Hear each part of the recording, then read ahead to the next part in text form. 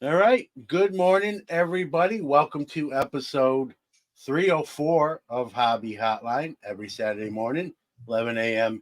Eastern, 8 a.m. Pacific. 304 episodes. That's crazy to think about that number, but that's where we're at. And there's a chance I miscounted. I don't have that many fingers and toes, so it may be a few more that we just got lost in the shuffle. But happy to be here this morning. Happy to be joined on the telecast this morning. To my right on the screen, Mr. Chris Carlin of Collectors PSA, and below us, only on the screen, Victor, True Rookie Card Specialist. Good morning, gentlemen. Hey, how are you, John? Morning, John. I don't All know what right. happened there, but I had like a power spike, and that's never happened before. It's so weird. So maybe Yeah. that's a Well, sign of hopefully, good things. yeah. Hopefully, it doesn't happen again because we don't want to lose you. We're going to tackle some topics today. I think we'll start off with um, the the Major League Baseball has announced they're going to recognize the Negro League stats. We have some legends of baseball that are getting their just deserves with the numbers they put up. Josh Gibson, arguably one of the greatest catchers, if not the greatest catcher ever to play the game. I guess I'll ask you guys, you know, the hobby impact of this. Do you think this is will help? It'll just be what it is. Like they didn't hit any additional home runs or hit higher average, but I think I'll just speak for myself real quick and say, and I support. I agree with this. I think it's important. It's not their fault they weren't allowed, obviously, to participate at that time in Major League Baseball. Um, where I'll differ, and I'll save that after hearing your guys, is some of the in-season records because they played a shorter season. But I'll save that. I'll let you, whoever wants to go first here, guys, with this decision. Well, I think it's great, and I haven't heard anyone being that upset about it. There's some purists out there who are like, well, it's not even playing field, but at the same time, again, they never had the opportunity to even step on an MLB diamond. So I think it's great. But what I'd love to see is more MLB doing more to educate folks on who these players were and why they're relevant. I turn on MLB Network sometimes, and I'm getting The Sandlot or Naked Gun, and while they're baseball movies, it would be great to see them create some type of programming that talks to who these folks were, because the hobby impact isn't going to move or shift unless there's more education with regard to who these players were and why they're worth collecting. Um, I see Topps doing things around Josh Gibson, who is the most notable name and someone who is definitely worth collecting. But you don't hear about Buck Leonard. You don't hear about Oscar Charleston. You don't hear about some of these others. And that's a shame. And additionally, traditionally, this hobby has been pretty darn white.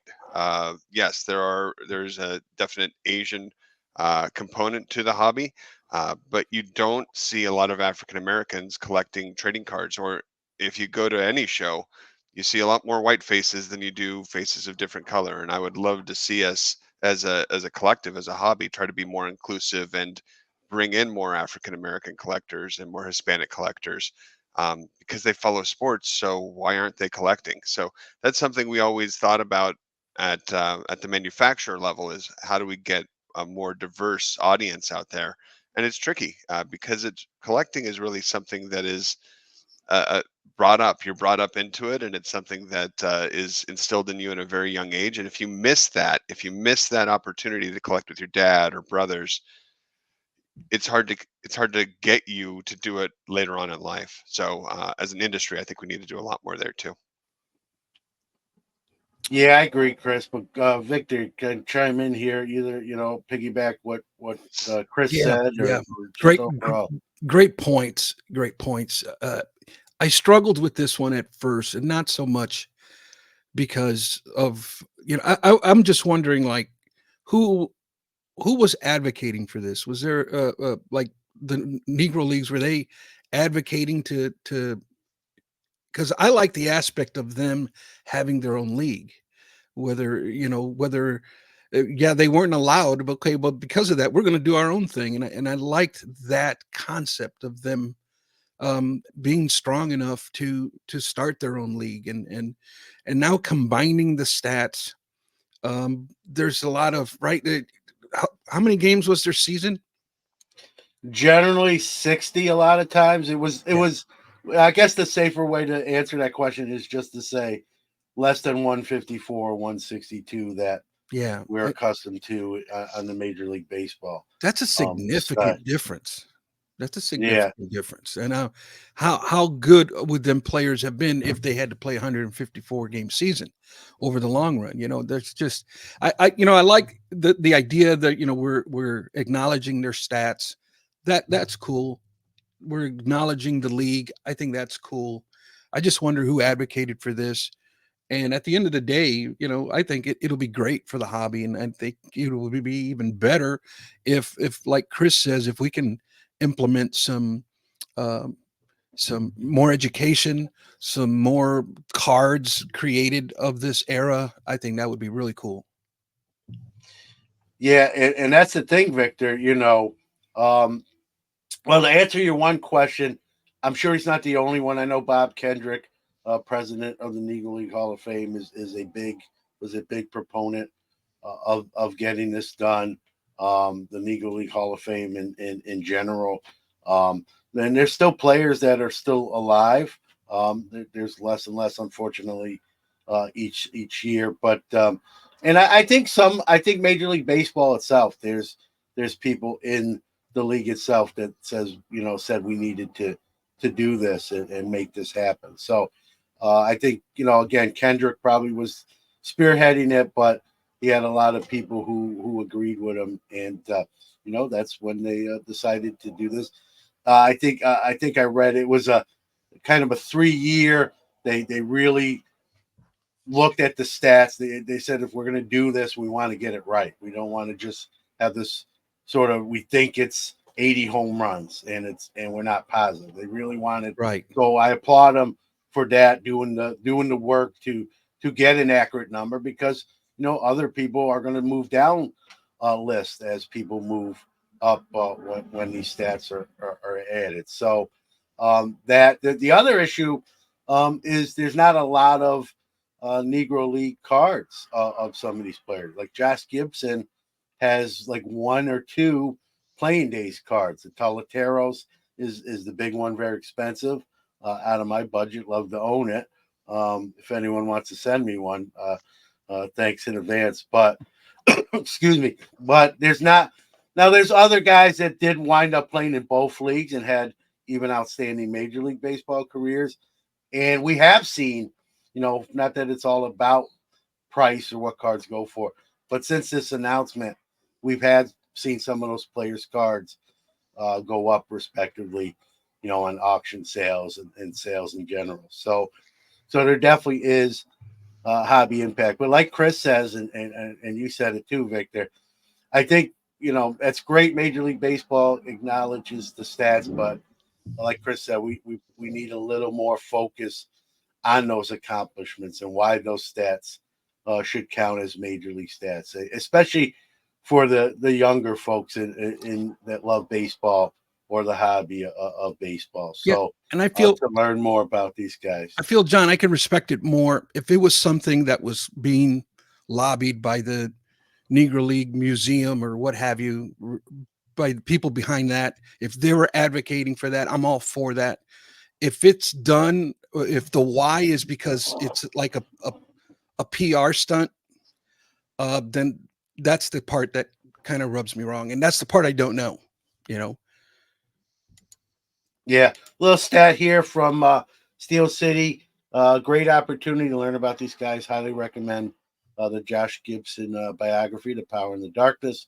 It's really, really good, ooh, thank you for and that. talks about why we lost him. Yeah, he died very young, so he had still baseball to play and give to, and still arguably people who actually saw him play said he was better than some of the contemporaries that we view as the best catchers in baseball history. So it's Hey, too bad he John, didn't get. Yeah, go ahead. in 2004, I was at Upper Deck and we created a series of figures called Historical Beginnings. And it was Josh Gibson and Satchel Paige and what have you. And to us, it was we were kind of thinking, why aren't there more collectibles out there of these individuals? And their stories are worth telling. And we put these together and they didn't sell. They just sat there because there's just not enough awareness about Josh's life and Satchel's and what they went through. And the one thing I will say for sure is the style of baseball they played was really exciting. Like again, why isn't there a League of Their Own type movie out there for the Negro Leagues and more on what they did? I hope that this is the start of something that the first domino falling to raise more awareness about what happened there and why it was so unique and different and special and worth regarding these players and collecting these players. So hopefully we see more of this, and it's not a PR stunt. It's something that is right and is long overdue, and finally they get their just due. So hopefully we see the price on these collectibles Upper Deck made 20 years ago start to go up. So that it shows that there's interest in this category and these players. And the market is really showing that there is interest, right? You look Yeah. at the right now, anyways, at the 1974 Gibson McLaughlin, that's gone up enormously here in the last couple weeks. Yep. Comment from Cooter. In my opinion, it's an effort by Major League Baseball to stay relevant, as they are not organically growing the fan base with the modern game, TV blackouts, and cost to attend. Yeah, I'm sure there's a business decision, as long as a right decision in there. I think Yeah. we'd be naive to not consider that as a factor. Is it the leading factor? We don't know for sure, but I'm sure it's a factor on some level. I don't have a problem with the stats counting as major league stats, and I know I spoke to Victor a little bit about this before we went live. Where the only thing I don't even know if this agrees with right. The only thing I sort of get off at a different exit on is because their seasons were shorter, guys, in the chat room and those listening, is it's easier to bat 385, or four whatever in a 60 game span and over a course of 154 or 162. Now, on the, that's a double edged sword, right? Uh, you're not going to hit 73 home runs in a 60 game season, most likely. So, that home run record is going to stay, contemporary. But I think some of the averages and like averages stats, like on base percentage, average, that sort of stuff, not the cumulative totals. Those I really don't want necessarily. It's not that I don't want to be recognized. I don't think those should be in the same boat as a full 154, 162 stat on the same stat line. I think that we should recognize it, but I think we also should recognize that was done over twice the amount of games than 60 or 70 games. So that's the only disparity stat wise that I'll chime in on. And I don't think it's the Homerus home run thing in 154 games, and we're only talking 8 games there. Now we're talking about 60 to 80 games difference. So agree, disagree. What do you guys think I might take there? I agree. It's one of them things where when putting that stuff in the record books, and I think all of that needs to be clearly those lines need to be clearly drawn. Yeah, that's kind of where I'm at with it. It's not apples to apples. It just isn't. So why try to fit it in that box? It's like when we try to say who's better, Patrick Mahomes or Joe Montana. Like they played in different eras, they played in different situations. you can't really compare them that way. Why not focus on what makes them special? So Right. that's kind of how I see the Negro Leagues in general, is that it's really comes down to what made them special and unique. And I wish that there was more that was being done to showcase that. But this is, again, a great first start. I like that. Well said. Yep, it is.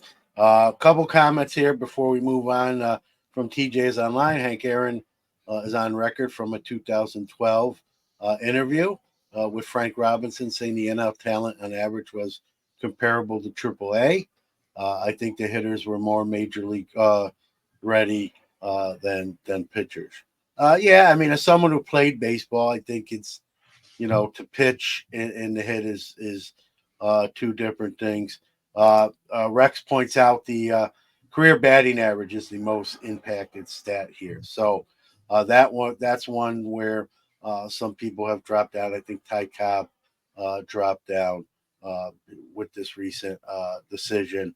Cooter asks, is there a Negro League checklist for cards who eventually transitioned to the major? That's a good question. I'm not aware of one. I don't know if like a site like Trading Card Database does something like that. I mean, I think at that point you'd almost have to do the research on the player and then get all their list of cards, unless someone's done it already, done the homework, and I'm not aware of that.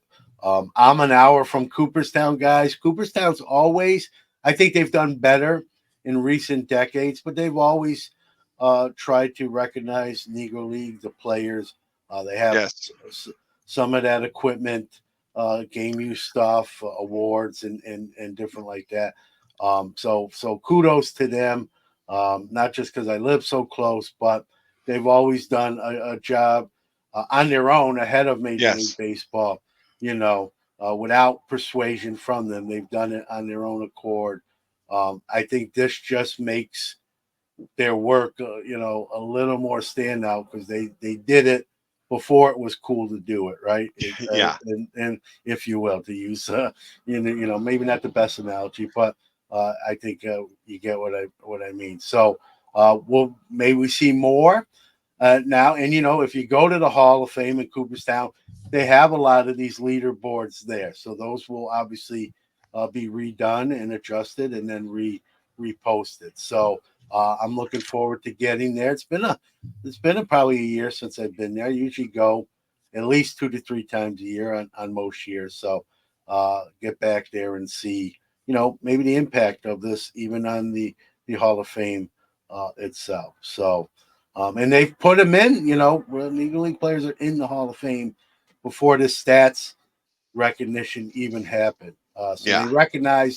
they recognized talent and contributions over a stat book. And again, hats off to the Hall for being sort of ahead of the curve on that one.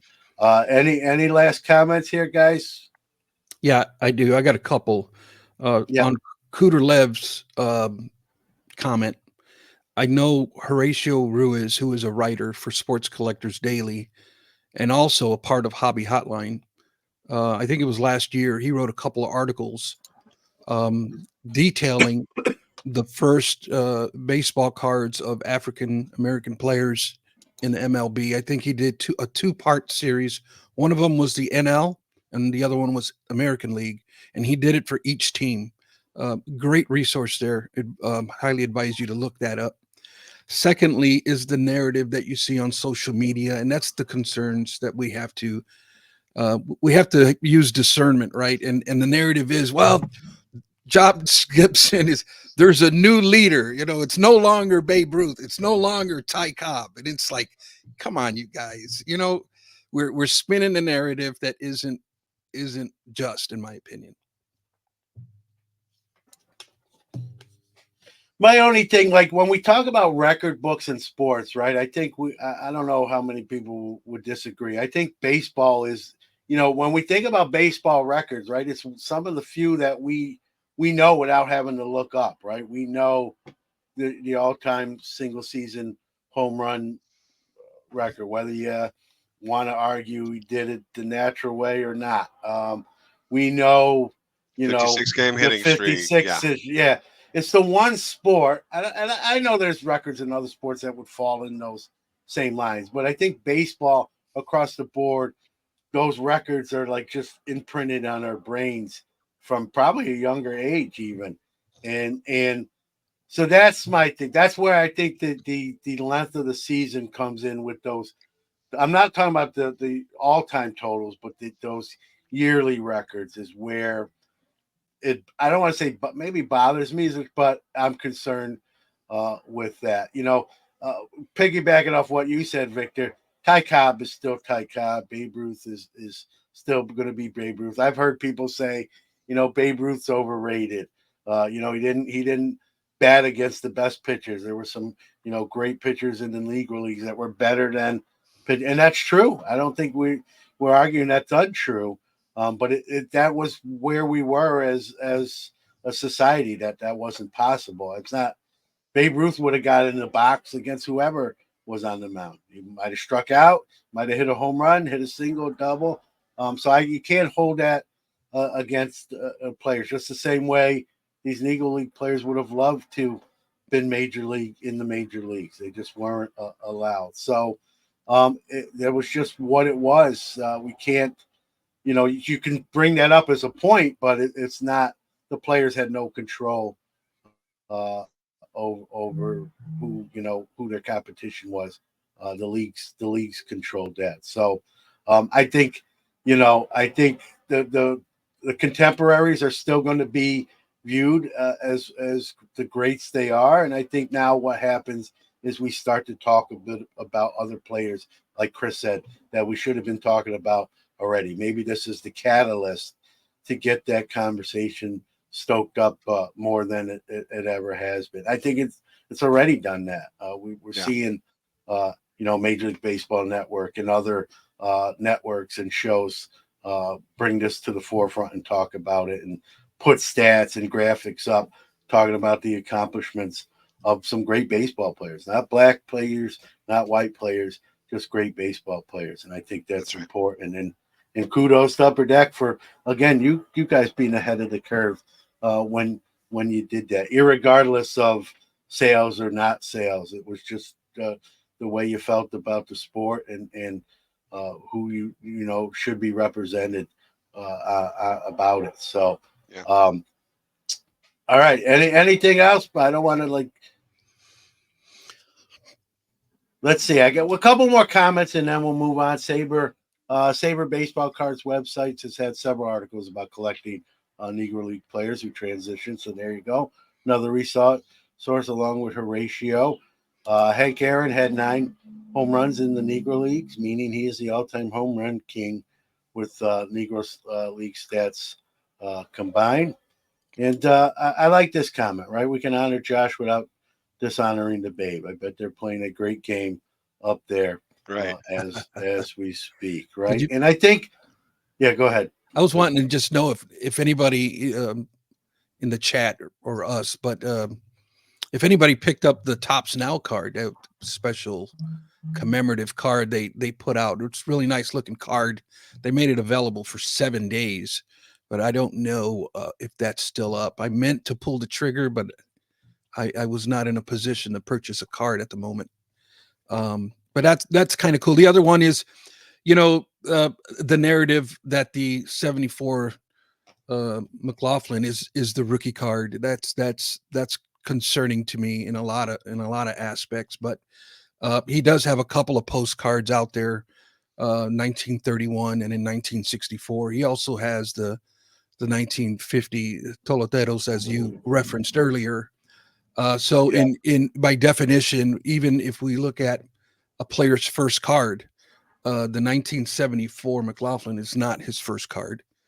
And if we look at it through modern day standards, it is not a licensed card by anybody. It's a homemade card.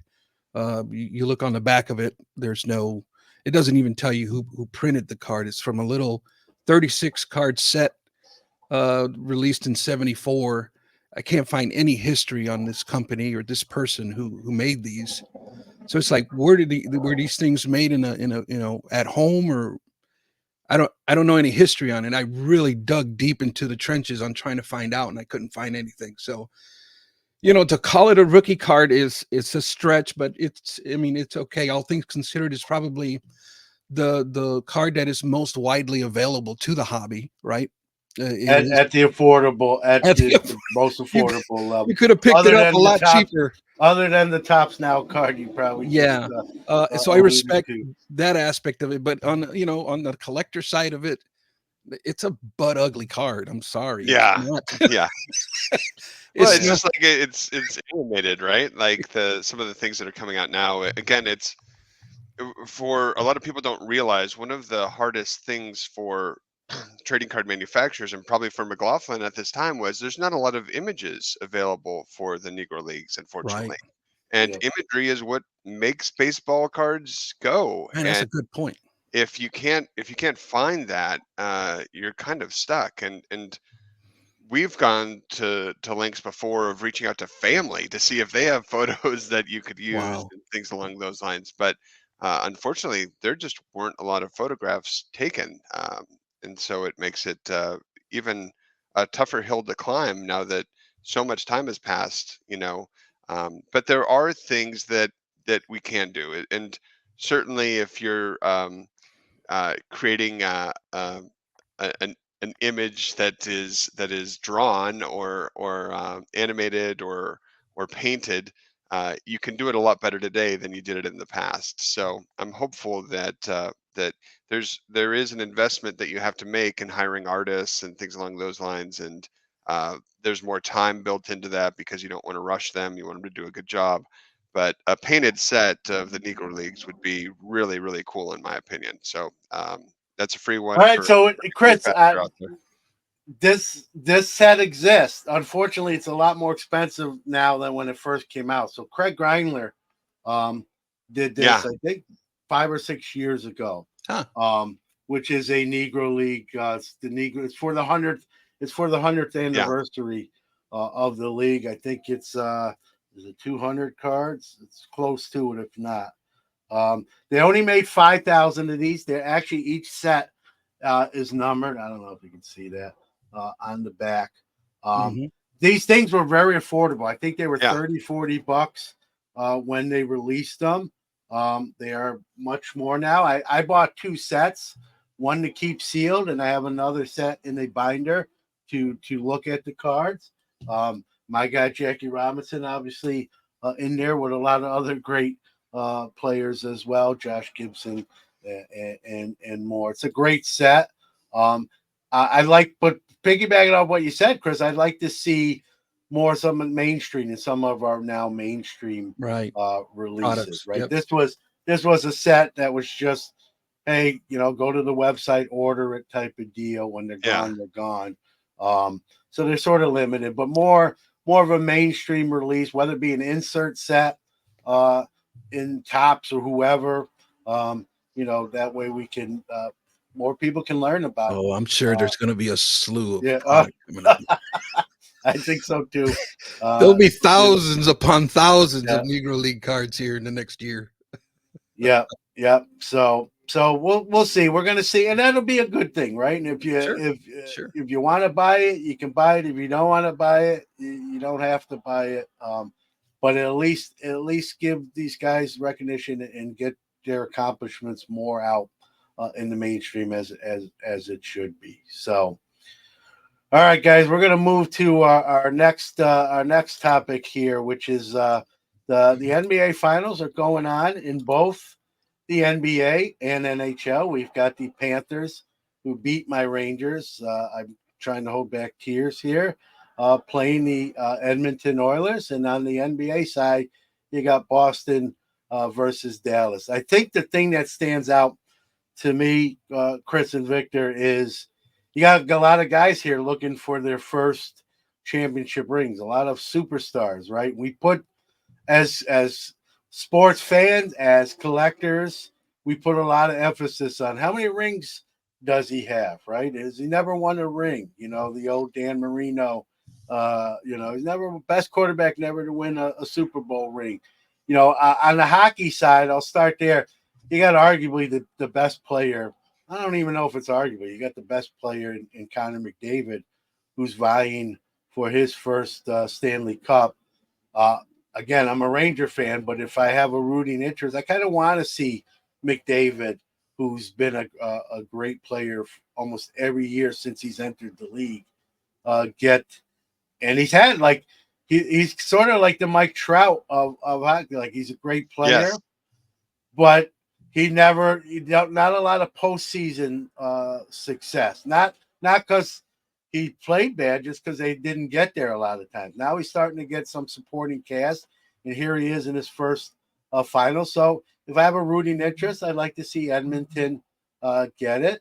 And in the NBA, you got Tatum in Boston and that supporting cast, and and Luca and the Dallas Mavericks. So we know this has a hobby impact. Just some of your thoughts when we talk about winning the championship, hobby impact, and the sports impact too, right? It's all interconnected. Yeah, this is a big one for Connor McDavid in particular. Yeah, there's so many people who've invested in his cards for so long, waiting for this moment. And I think he's been a victim of some being on teams with some really bad goalies, and he Yeah, doesn't have the strongest one behind him right now in Skinner, but uh, it's could be that big moment for him because you don't if for collectors who've invested so much in a player, you don't want them to end up like a Dan Marino or something like that where the incredible player but they can never get over the hump there. So if he wins, it's going to be really exciting for the hobby. But unfortunately, he's playing a pretty tough team with Alexander Barkov, Matthew Kachuk. Uh, uh, uh, List goes on and on with them. They got Tarasenko. So it's a really talented Florida team, and a lot of their players are those B and C level players in the hobby. Uh, that this could really affect their values, and a player like Tarasenko in particular, who signed a lot initially and then just kind of stopped. There's not a ton of his autographs out there in the market, so this could really, and most of them are his rookie season. So this could really impact that in a great way. So from the hockey side, as much as I would have loved to see Oilers Rangers, and I think a lot of the hobby would have too, because there's a lot of impact with some of the players on that Rangers team as well. Um, this is what we've got, so we'll see how it goes. It'll be fun to watch.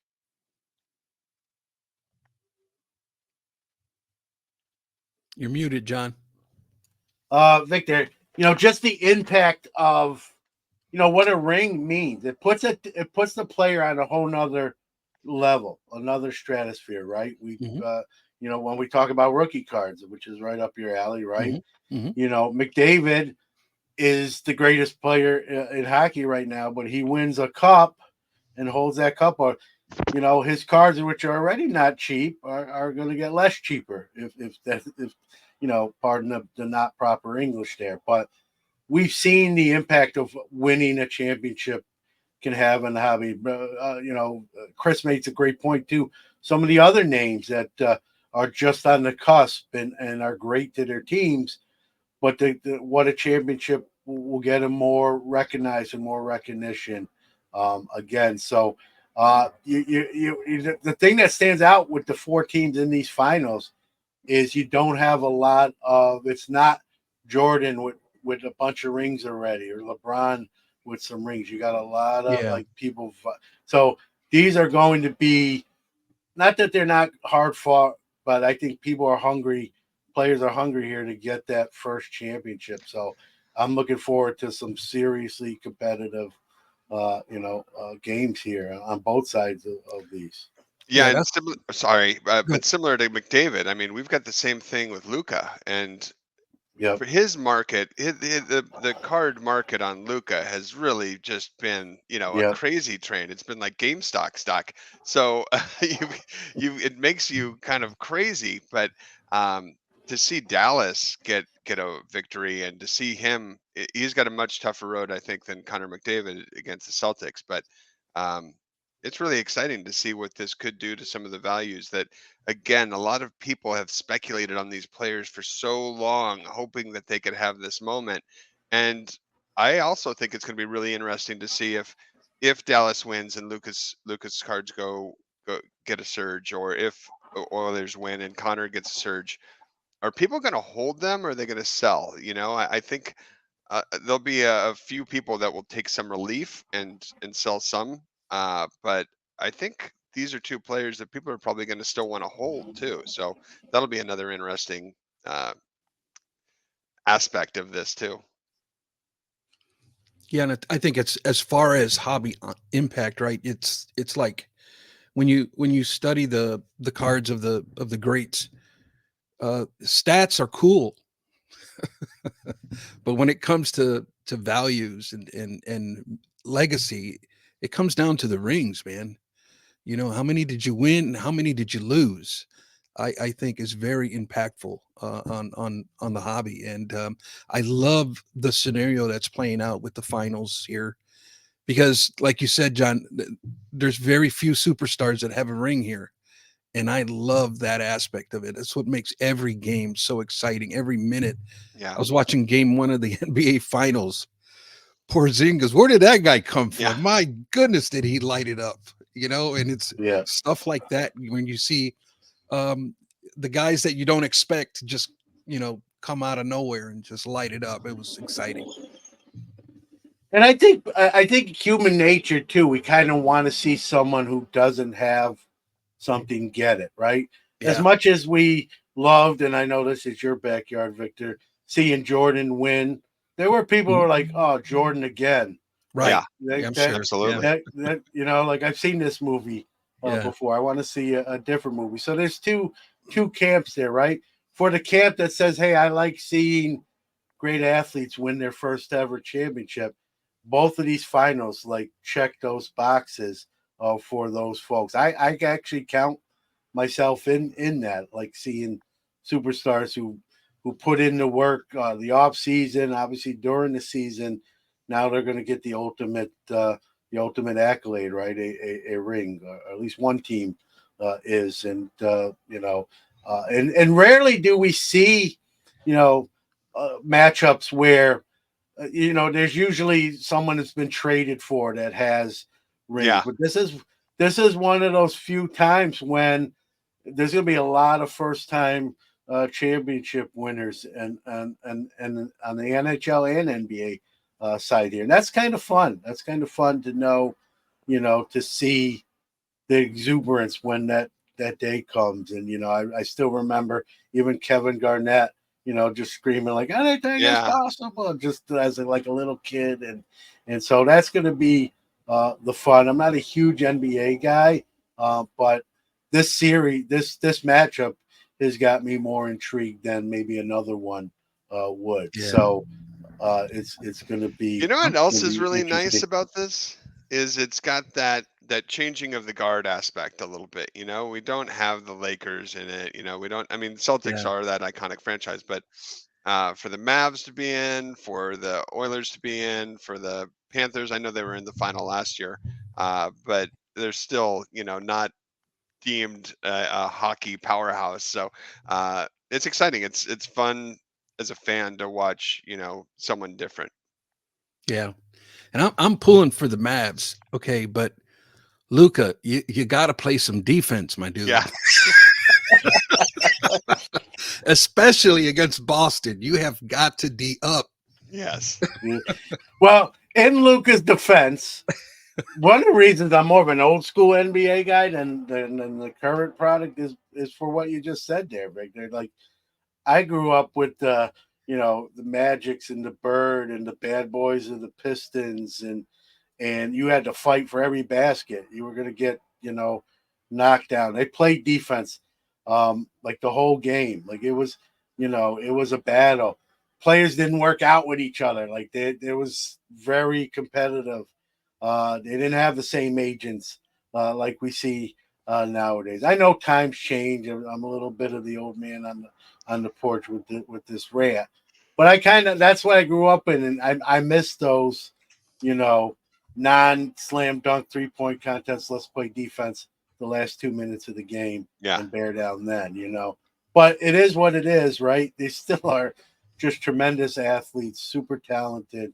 And it's going to be fun to see, a bunch of folks, a bunch of athletes here get their first ever championships and their first ever rings. I mean, even with going back to Connor McDavid, I'll kind of close it out with this, unless anyone else, I've heard some of the Wayne Gretzky comparisons starting to creep in with Connor and Wayne Gretzky, and most of the people will say it's too early, and he doesn't even have a Stanley Cup yet, folks. Like, let him win a cup before we put him in the same stratosphere as I agree. Gretzky. If he wins, though, if the Oilers win this series, and therefore McDavid does have that cup. Now, I still don't think he's ahead of Gretzky, but at least that conversation holds a little more water than previous. It makes it a little bit more interesting. Chris, I know you're a hockey guy. Like, what's your thoughts on that? And then we'll go to our next one here. Well, I mean, they've been talking about Connor McDavid and Gretzky since he was drafted by the Oilers. Yeah. So it started then. At Upper Deck, we did a multitude of Gretzky and McDavid dual signed items. So that's always been out there. It's can he finally take the throne and be that version of the hockey player for this generation, because my generation has our Wayne Gretzky. It's Wayne Gretzky, and now it's time to see Yeah. if he can be something like that to today's kids and fans. So uh, it'll be fun to watch. It'll be fun to watch. Is all I can say. Yeah, it'll be interesting to see the hobby, because these series are going to get over, and then in a month or a little over a month, we'll be at the National, and we'll see that impact of Absolutely, yeah. who's won those rings too. I think the proximity to the National should be interesting as well, guy. All right, another one making the rounds. Hey, John. Victor, yeah, go ahead. Just a reminder, I wanted a few minutes with Chris if we can. Yeah. Don't forget about me. Yeah, is no, what I'm saying. we'll get there. All right. So our next topic is this one. That's moves the meter quite a bit. So we see here we see a Caitlin Clark, Tom Brady. I believe this is Bowman Chrome. These are autograph cards. No one is questioning the authenticity of the athlete's signature. Where the questioning and the allegedness is coming in is on the inscriptions written underneath the signature. They appear to be written by the same person. Is rumored to be a top / Fanatics employee, and people are a little up in arms. Like, hey, if you're going to have an inscription, it should have been written by the player who actually signed the card too. Other people will argue, guys, that, hey, look, I got a Tom Brady auto, I got a Caitlin Clark auto. Some guy in the front office of Fanatics wrote the inscription. Would have I rather the player write it? Sure, but I still got a Caitlin Clark and Tom Brady auto. Other people are not so forgiving and just say, bad on you, Fanatics tops, for that. Then there's a whole nother issue, right? Was the inscription added before so that athlete actually read it and then signed it? Or was the inscription written after they signed it there? So, so many different angles and levels to the story. You're Chris, in your case, you work for a card manufacturer who did autographs and stuff like this. Kind of, I'll go to you first here for that reason. Just your thoughts on if that is the case. Where do you, how do you feel about that? Yeah, I'm kind of like you. I'm waiting for Tops to say something about this because it is interesting. It is a concern. At Upper Deck, athletes didn't include inscriptions out of the goodness of their heart. They did not like doing inscriptions. So because they take more time, and it's you're getting a flow with your autograph, and now wait, I got to sign with this pen instead, or I've got to sign this inscription. It screws up their flow when they're trying to just get through the stack in front of them. So traditionally, you would pay more to get an inscription. You would pay, all right, we're going to pay you X amount for your autograph, and we'll pay you another half. So for these inscriptions, you're paid 1.5 times. Sometimes it's as much as double to get an inscription on a card. So when you're paying more and the athletes do not charge pennies for their signatures, it's got to value out. It's got to be an inscription worth having on there, which these clearly are. But it brings me back to a time in the early 2000s when I was dealing with something similar at Upper Deck, where collectors thought that the athletes numbered the cards themselves when we had hand numbered cards. And of course, they Mhm. didn't do that, like it was done by an employee. But there was some pushback that collectors felt, well, why wouldn't they number it? They should be the ones numbering it. And again, we didn't have them number it because some of their writing for numbers sucks, and B, you want to make sure that you could say it's one of three, two of three, three of three, uh, and Right. two, again, it would slow them up. It would slow them up from the signing if they had to number them as well. Um, so. And nowadays, that's conceived or perceived as, oh, that's normal. That makes sense that they wouldn't number them themselves. But that was something similar that came up back in the day. That's kind of like this, where I can see why Tops would want to make sure it's clear and it makes sense. But at the same time, it really should be their writing, in my opinion. But that's just me. Victor. Yeah, this is kind of a letdown to me because to be honest with you, when I saw the Tom Brady, I guess I didn't give it any thought, or perhaps I was naive enough to believe that this was actually Tom Brady who wrote this inscription. So to me, they kind of caught me with the veil over my eyes, and it's like, oh wow, really? So yeah, not a fan, not a fan. I don't know if that should have been perhaps disclosed. I think as Yeah, thank you. Thank you you. know, I was just going to say, Victor, maybe on the back, it should say, autograph, certified autograph, authenticated. It is the athletes. I just worded that poorly, but something yeah, to attest to and allude to, hey, listen, the inscription is not written by the athlete. Just like we see game use cards, right? Not to any certified, specific event or game. Maybe something with the inscription, like inscription not written by the athlete. That way, it just takes out. It's like it's a known rather than like why are we trying to pass this off yeah. as if Now, the now, athlete. to me, anyways, in my opinion, now it feels like a gimmick. Something that really looked cool, or a cool concept, now feels like a gimmick. Yeah, I'm not going to throw a Tom Brady autograph out of bed, as I like to say, but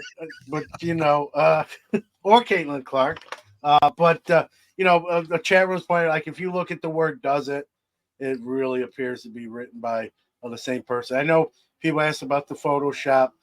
Both of these are, I believe, photoshopped. I know the Tom Brady is. They have to. He never played. He was drafted by the Expos. He never actually suited up and appeared for them in obviously a major league or minor league affiliated level. So yeah, that doesn't bother me. You know what I mean? That's the only way you're gonna get a card like that. But the inscription, it would have been nice, but like Chris says, you're talking about costs here, time.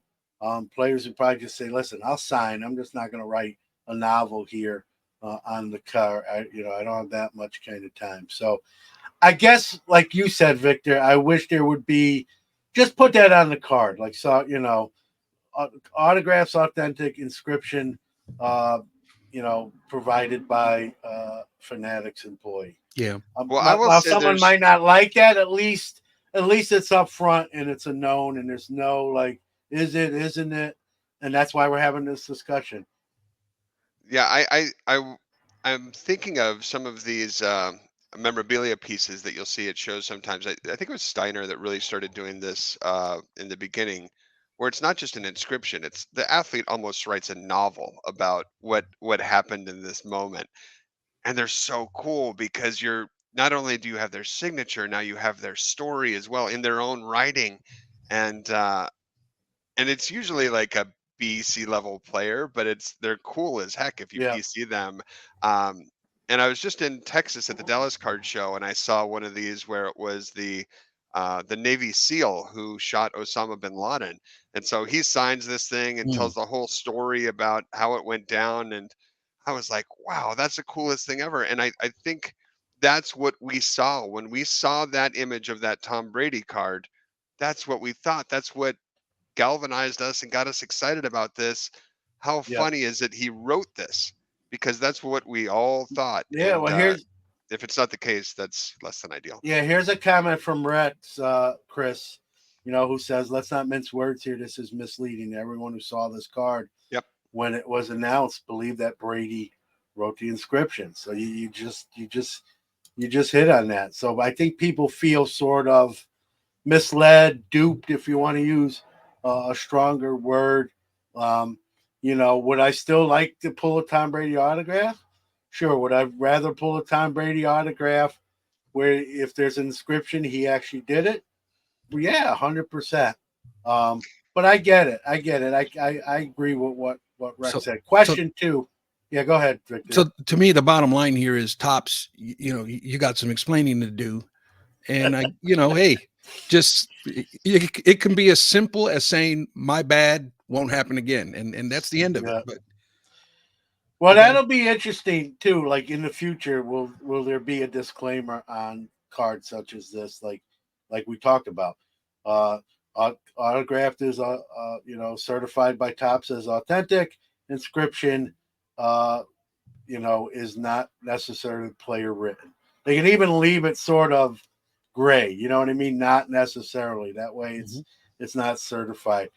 Question for you, Chris, from Rex. I don't know if you can answer, but I'll ask it to you anyway. How will PSA authenticate and/or grade this auto inscription if the inscription wasn't written by the athlete? That's a good question. How does that? Or you may not even know the answer to that at this point. Yeah, it's got me asking that question yesterday when we were talking about bringing this up. So I'm going to see our authenticators later today at the Long Beach Expo. So um, I'll get some more info and kind of go from there. But yeah, Yeah, I would. traditionally it's got to be in their writing. So Yeah, that would be a concern if you couldn't holder these cards, mm, So because these are the crown jewels, so to speak. yeah. There's a comment too. Tom Fay says Belichick has inscription cards. He doesn't seem like one would who would enjoy writing those. I don't think he'd enjoy signing them, let alone the inscription either. But yeah, it's definitely it brings a new dilemma, and how do you handle that? And like you said, Victor, maybe Tops/Fanatics here is going to learn a lesson here, and we'll see something different. And whether that's a disclaimer or maybe they don't even do the inscription and just leave it to the auto alone. So we'll have to see what comes of this, uh, if anything.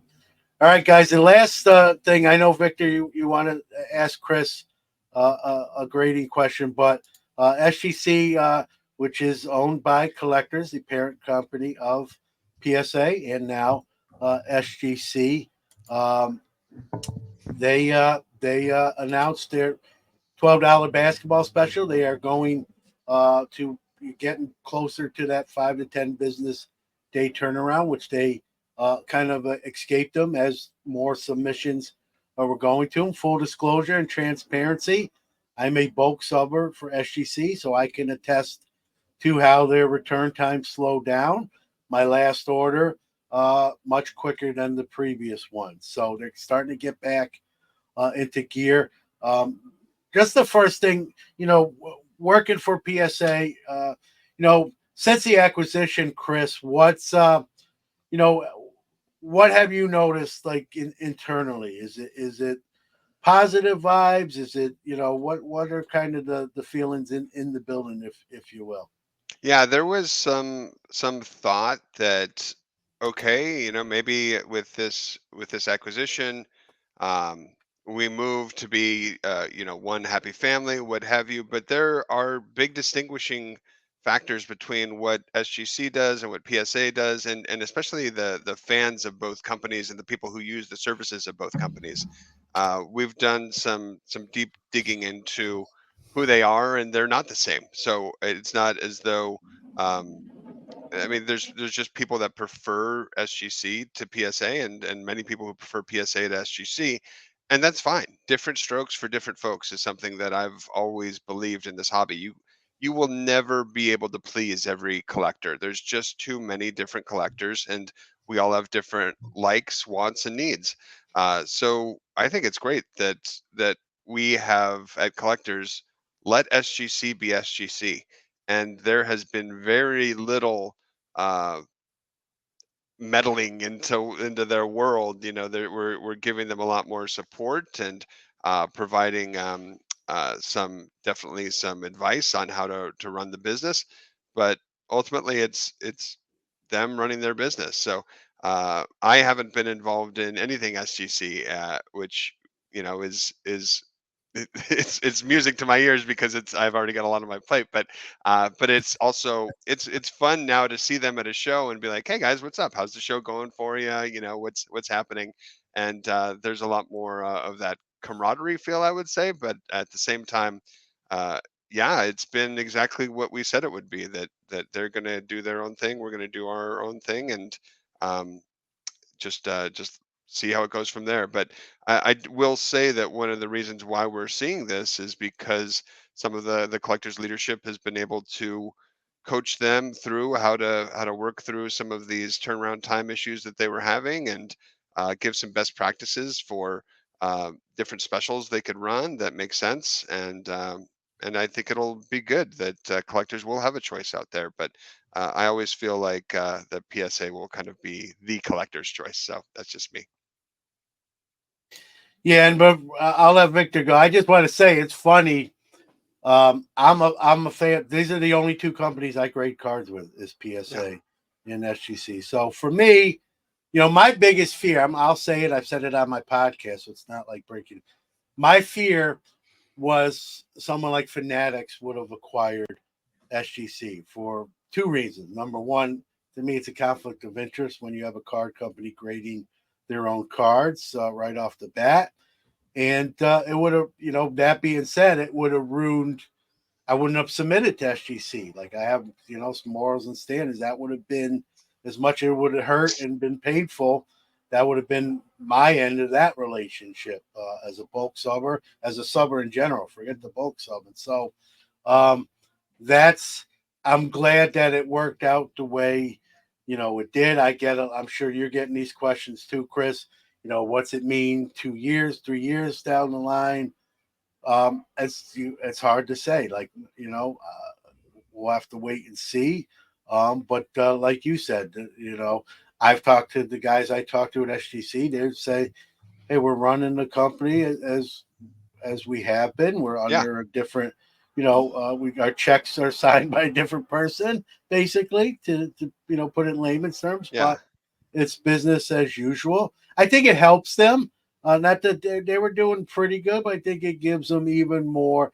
I think arguably, it's the one and two grading companies in my book and in many other people's books. Well, So I will say this, I've been in this industry a long time, and I have never seen the influx of um, not only capital but of people, quality people that Nat Turner has brought uh, into the collectors organization. And it's one of those things that is, I'm sure there'll be books written about this at some day, and maybe even movies. But you often hear people, especially guys, of us dreaming of what we'd love to do when we get older. And usually it's like, I'd love to own a bar or something like that where you could get all your friends together. But for Nat Turner to uh, love cards and then take over one of the largest grading card companies in the world, and then a few years later take over SGC as well, like it's incredible.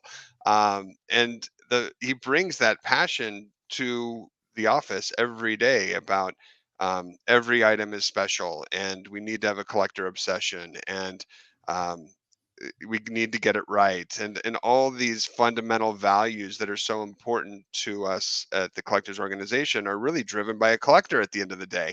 And that means something. I think it's really special when uh, you have that person who is in charge, who is passionate about it and eats, sleeps, and dreams about collectibles. So it's a pretty cool place to be.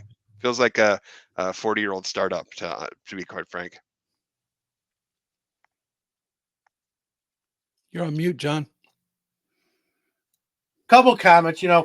Some people don't like grading, right? It's not their thing. I have 40,000 cards, not going to grade them. To each their own, right? When Yeah. grading first, when grading first hit the market of the hobby, I thought the same thing. I've obviously done a 180, and that's fine. Whatever side of the aisle there's no wrong way to hobby unless you're doing something illegal or not above board. So you like grading, awesome. You don't like grading, that's awesome too. So I'm not, this is Democrat, Republican, different strokes for different folks, yeah, like we always say.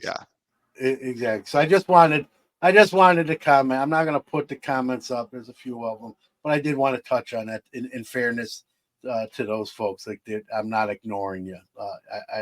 I was one of you. I just admitted that many moons ago, but not anymore. But I would say this. I understand. would say, there's been so much talked about grading over the years. I think the process is a lot different than it used to be. I think it's a lot easier. We've removed a lot of the friction that exists. The integration with eBay that PSA is about to launch is pretty dang incredible, and gives collectors a path to liquidity much quicker. You're not. I always feel like the only person really winning in collectibles is the shipping companies, because we've got to ship things here, ship things there, and they're always getting their money. But I would say if you've never graded, give it a try this year. Grade one card this year, and it doesn't have to be from PSA. Just try it out, because the process is so different, and there's something really special about the reveal. Whether you do it online or whether you do it from the box that you open, it is very much a secondary pack opening experience. And to see the excitement of someone pulling a Gem Mint 10, or even if it's a vintage card, getting a 4 or 5, it can be really exciting. So just try it once this year. I would say pick your favorite card and have it graded. So that's my 2 cents. All right, Victor, you're up. All right, we're going into overtime today, gentlemen. Yeah. It's not a big deal. Chris, I've been wanting to talk to you about something. You're going to do some real PR work here for us. Okay. All right.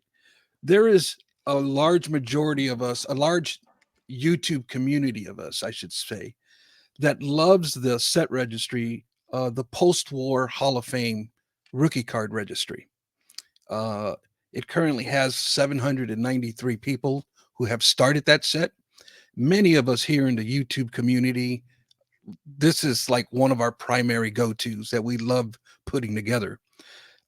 One thing that we typically do is we look at another set registry called Future Hall of Fame Players. And the reason why that one's popular also is because 9 times out of 10, whichever rookie card is in that set registry is the one that gets transferred over into the Hall of Fame post-war set registry. Yeah. So it kind of gives us a glimpse of getting out ahead of the card before it spikes. And that's a hack. Don't tell nobody about that. Yeah. You had to make it through an hour of us to get these pearls. Yeah. But you're right. I do know collectors that do that for sure. Okay. So our concern is for Albert Pujols and Ichiro Suzuki. Obviously, they're not in the post-war Hall of Fame set because they haven't been inducted yet, but they are in the future Hall of Fame player set. And our concern is that for both those players, the 2001 SP Authentic is the one showing for those cards. Our concern is, number one, there's only 1,250 of those cards. Yeah. They're serial numbered. Okay. Yeah. And so now when that one gets transferred over to the post-war, there's going to be a lot of competition, a lot of attention, a lot of heat brought to that card. Our big concern is that for the Pujols, there's only 504 total graded, and they are not cheap. You're talking a PSA 8 starts at 1,000. Yeah. And there's just not a lot of them available. So our question is that going to be the card chosen for the post-war Hall of Fame? We're hoping that it's not. We're hoping that it could be something a little bit more affordable for that set registry. I don't know. I'll Yeah. have to check on that. Because I have seen that. I know what you're talking about, but I do know that the set registry team will sometimes open it up with different cards as well. Um, to make it more inclusive and more so that everyone could accomplish the the set registry challenge, so to speak. So I don't know. I'll check on that and get back to you. But I do know that that's one of the, again, another aspect of grading that people don't think about is, you know, yeah, I've got it in the slab, but now there's this whole other secondary community that exists that are really invested in our set registry. So Mhm. one of the things that makes grading fun is, again, not only do you have that secondary pack opening experience, but you have this opportunity to chase cards in a different way. You don't have to put it in the set that the manufacturer made. You could put it together in the sets that are available through PSA set registry. So there's a lot of work being done on PSA set registry right now, Good. to make it more robust, more of what you're seeing us do on the PSA side for submitting cards easier and quicker, and taking pictures, and it scans and it fills out your submission form for you. So I'm really excited about what's coming for set registry, and it's really going to kick off at the national with the set registry awards and dinner, which, John, it's so funny. Like I talked to you how this feels like a startup. When I first joined Collectors, it was in this little, uh, at the convention center. We're having this dinner, and last year it was at a more upscale location, and this year is really going to be where I think you will see PSA take things to that next level. So if you are invited to that set registry dinner, I would say do not miss it. It's going to be a special one for Awesome. sure. I hope I get an invite. And my Yeah. other thing was how we used to get emails for the set registry as far as voting for which card gets in. Do you have that? Has that system changed now? I haven't gotten an email in ages. That's what they're trying to create, is how Okay. can we create a more uh, an environment that's easier for members to give their voice to what they want, who they want to see in sets, and things along those lines, and which cards in particular. So Yeah. Yeah. there's a lot of that's going on right now. That's going to be really cool. So Awesome. I think we're about 9 months away from seeing some of the first things there, but there'll be a lot of announcements about changes to set registry when they come, and they're all designed from that collector aspect. One of the things that's really interesting to me that that I think makes our company so special is Ryan Hogue, the president, actually met Nat Turner on the Collectors Universe message boards Mm, for the first time as they're building sets and things along those lines. So again, it's really cool to work at a place where the leadership was invested before they even owned the company. So yeah. really special. All right. That's all I had. Just wanted to put that in your ear, and maybe you can Yeah. do something with it. No, I'll get back with you once I know for sure on Okay. those. But Yeah. lots of exciting things coming for set registry. I wish I could share more, but it's going to be a lot of fun. That's awesome. That's good to hear. And Because and no, go ahead. we were just because these two players in particular, they have so many cards. Yeah. So many rookie cards. Why were these two chosen? It's just I don't know.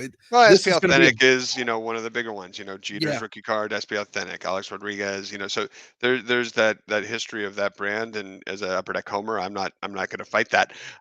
You could also say that it could be different. It could be their SPX or something like that, which is yeah, even more expensive in many circumstances. So, yeah. but we're always, like a chef, tinkering with the ingredients, trying to find the right recipe to make sure the vast majority of our collectors are happy with what we're doing with set registry. Right on. Cool. All right, John. That was what I had. All right.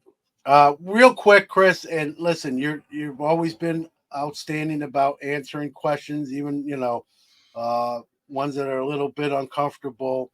You've never told me don't ask this or don't talk about that.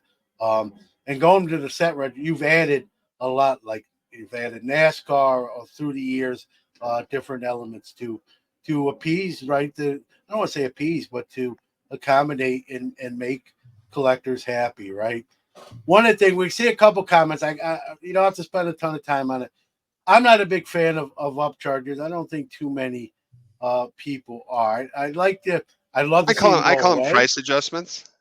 Yeah, all right, but I'd like to see them go away or tweaked, maybe so they're less significant on the user end. I mean, again, we're running up against the clock, but Sure. I didn't want to ignore it and just.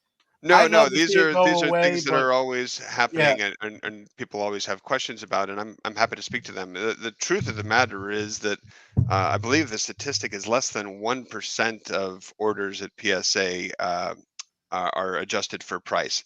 And traditionally, it's because the customer puts it in at such a low service level that um, it just doesn't make sense. So when you have cards valued, and we have a very comprehensive grade guarantee at PSA, um, where if there's ever your items ever called into question or there's ever issues about it, we pay out on those the current market value. And it's a real challenge to keep writing those checks.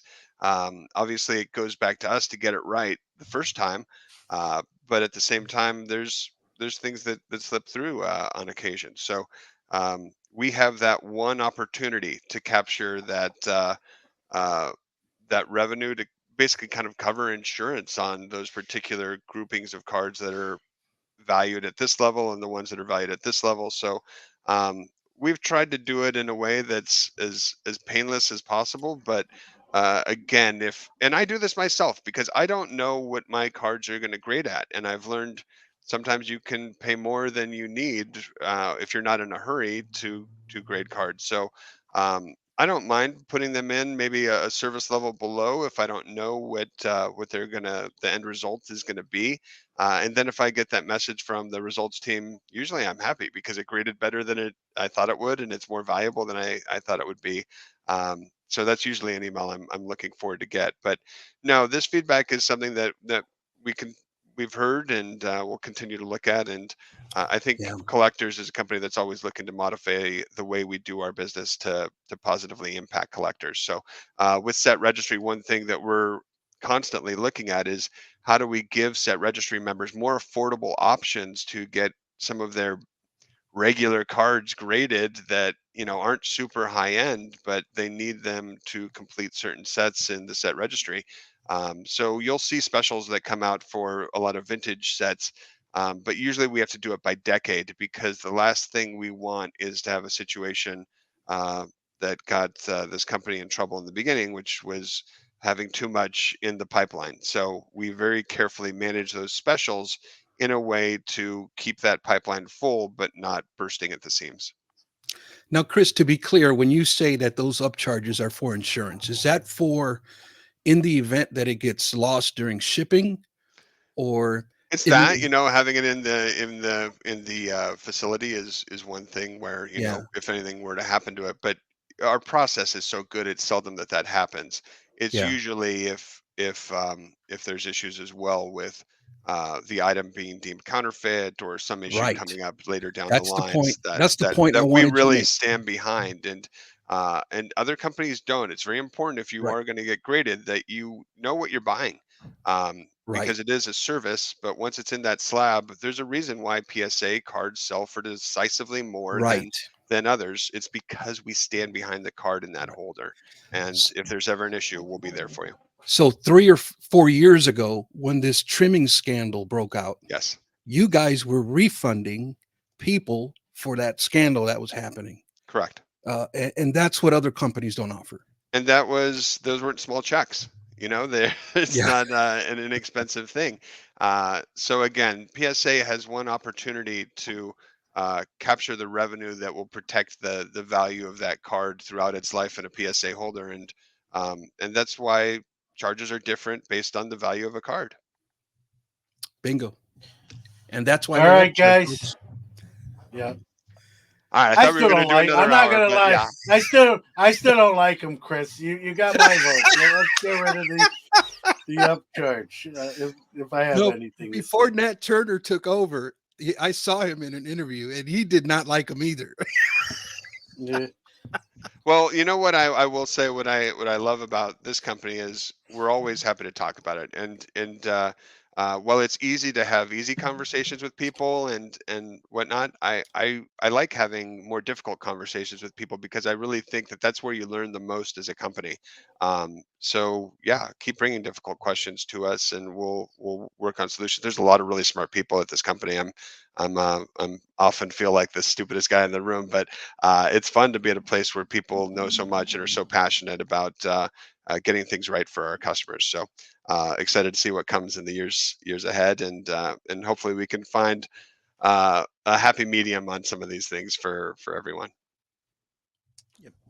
All right, guys, we're at the 76-minute mark. Thank you for both of you, Victor, Chris, for going a little overtime. Hey, John, real quick, can you tease what's going on with Hobby Palooza before we Oh close yeah, out?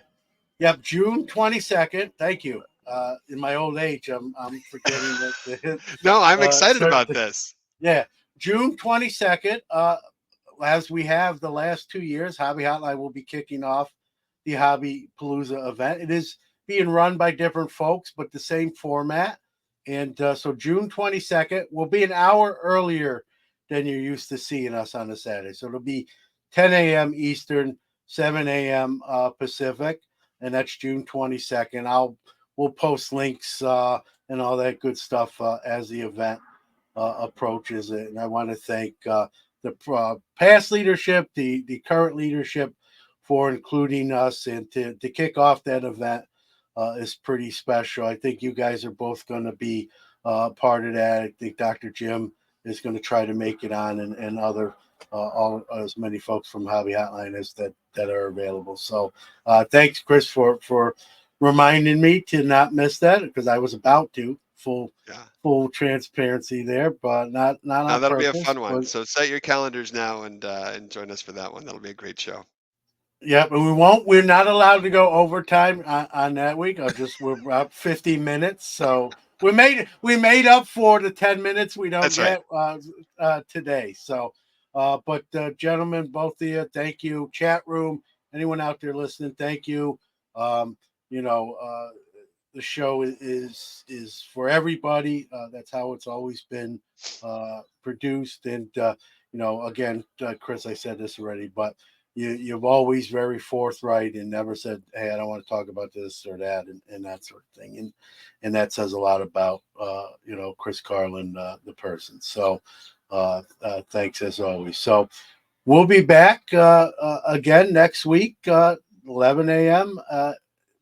Eastern, 8 a.m. Pacific, and then I believe it's the following week is Hobby Palooza. But I'll post more info as that event gets closer. So with that being said, we wish everyone a great weekend, and we'll see you next week.